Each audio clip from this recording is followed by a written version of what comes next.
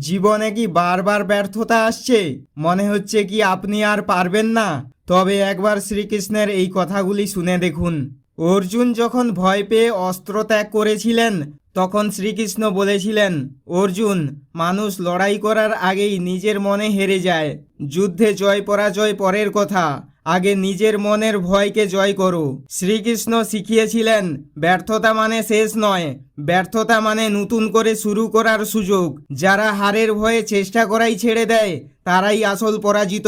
আর যারা হারের পরেও আবার উঠে দাঁড়ায়, ঈশ্বর স্বয়ং তাদের সারথি হন। আপনার বর্তমান পরিস্থিতি আপনার ভবিষ্যৎ নির্ধারণ করে না, আপনার চেষ্টা নির্ধারণ করে। তাই ফলের চেষ্টা ভুলে নিজের সেরাটা দিয়ে লড়ে যান। মনে রাখবেন, সময় আপনার প্রতিকূলে থাকতে পারে, কিন্তু ঈশ্বর সব সময় আপনার পক্ষে।